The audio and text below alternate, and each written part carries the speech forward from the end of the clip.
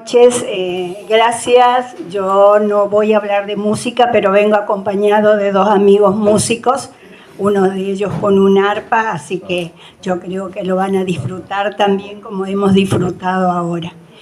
Bueno, yo el año pasado, en noviembre, cuando hubo el encuentro en Rivera y Santa Ana, hice una primera aproximación a esas dos ciudades, una argentina que es Montecaseros, que está bien en el extremo de la provincia de Corrientes, y Bella Unión en el Uruguay, bajo el título Tan cerca pero tan lejos, remarcando los problemas que tenemos de comunicación.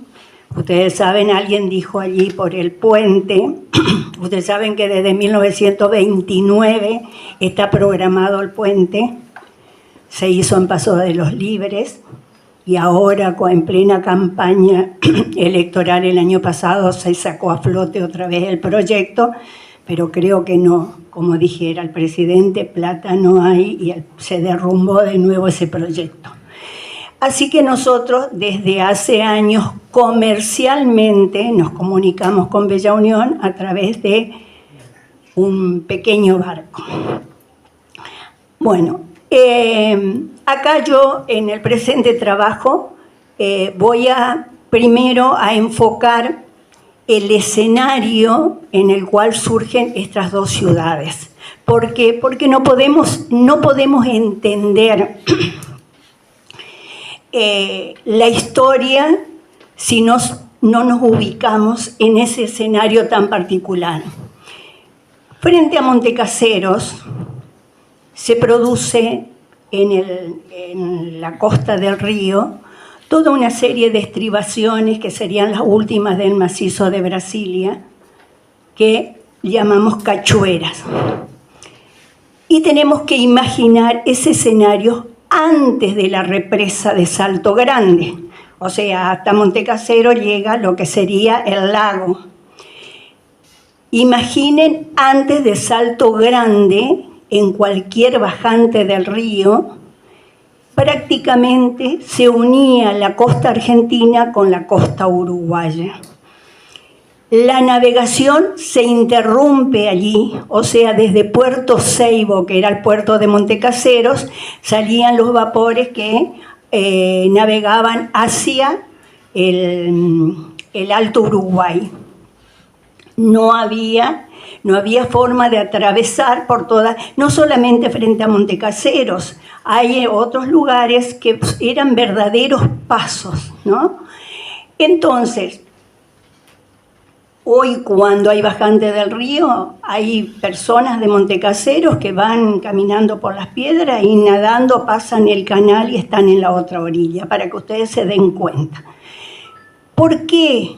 ¿Por qué yo hago hincapié en esa geografía? Porque vamos a tener dos ciudades fundadas dos veces y que prácticamente vienen de la misma semilla. Y ahí me voy a la historia. Tengo que hablar el antes de la fundación, cuál es la situación.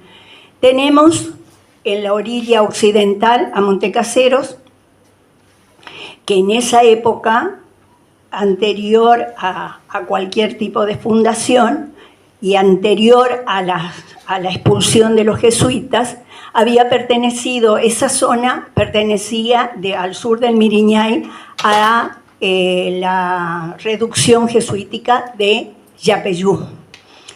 Como era el camino que iba hacia Buenos Aires, o sea, hacia la capital del virreinato, los jesuitas habían instalado varias capillas, por ejemplo, la Merced, San Gregorio, entre otras. Del lado uruguayo, lo que hoy sería el lado uruguayo, estaba la influencia de las misiones orientales. O sea, estamos pensando en un mundo guaranítico misionero, con praderas muy ricas y con gran cantidad, ya hablamos de estancia, Yapeyú era una estancia, aparte de ser un lugar muy prestigioso en cuanto a la música, que eso ya lo explicará mi compañero. Entonces, cuando se produce la expulsión de los jesuitas, sabemos que se produce la dispersión. Ni los administradores españoles, ni los administradores religiosos pudieron contener y pudieron sumergirse en ese espíritu del indígena guaraní, como había sido manejado por los sacerdotes jesuitas.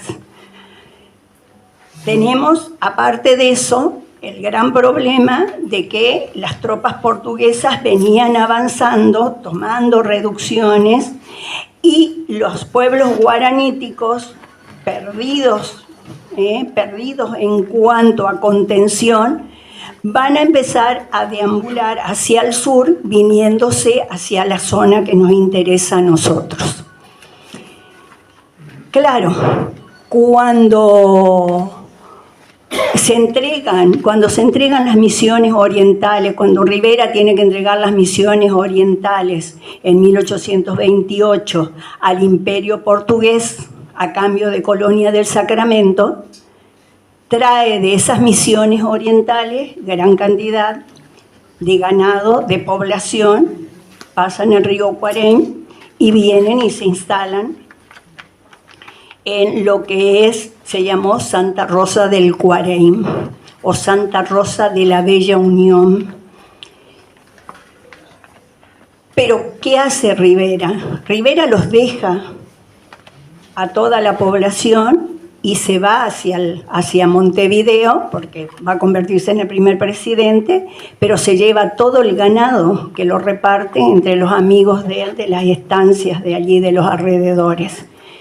Hambriados, los pobladores de Santa Rosa empiezan a pasar el río con la facilidad que le daban las cachueras y empiezan a buscar ganado vacuno y yeguarizo de las praderas en torno a lo que hoy es Montecaseros. Alertado el comandante de Curuzú, Ledesma, le escribe al gobernador y le dice: mire, acá tenemos un gran problema, hay que ubicar población. De esa manera, en 1829 se produce se intenta, hay una ley que produce o que establece la fundación de una ciudad en el lugar llamado Paso de Higos. Bueno, de Paso de Higo no crea instituciones ni nada y después vuelve a ser propiedad privada. El de Bella Unión sabemos que hambriados luchan, se enfrentan a las tropas de Rivera, de Bernabé Rivera, y terminan llevando a las costas del Yique, después esa población desaparece.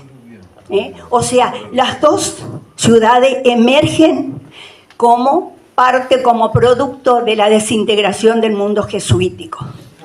Pasan los años y después tenemos una segunda fundación. En 1852 se refunda Bella Unión en ese lugar, en el lugar que había estado el emplazamiento anterior, y en 1855 el gobernador de Corrientes, el gobernador más joven que tuvo Corrientes, el doctor Juan Pujol, manda un agrimensor que hace una descripción, está el informe, y es tan detallado y quedó tan maravillado con el lugar que dice que en vez de ser un ingeniero, un agrimensor que fuera a describir, tendría que ser un poeta.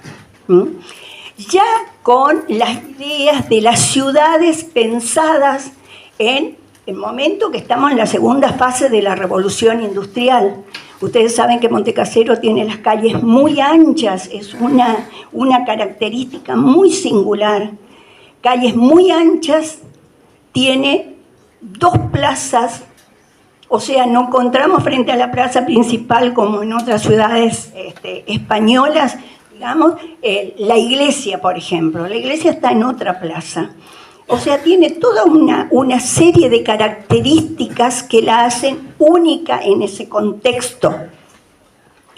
Entonces, en el 52, Santa Rosa de la Bella Unión, y en el 55 Montecaseros producen, o sea, se refundan y empiezan allí sí a marcar sus instituciones y siguen muy unidas, porque vamos a encontrar en los periódicos de la época los médicos que pasaban de Bella Unión a Montecaseros o viceversa, o la banda de música.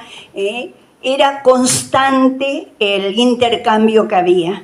Sin embargo, en la década del 40 ese intercambio se interrumpe y en la actualidad lo único que nos comunica a nosotros es esa lanchita de la que le hablé al comienzo, que generalmente es con fines comerciales, de ir a pasar a Bella Unión y de allí llegar a la barra del Cuarén. Bueno, creo que estoy con el tiempo, Fernando, ¿verdad? Bueno.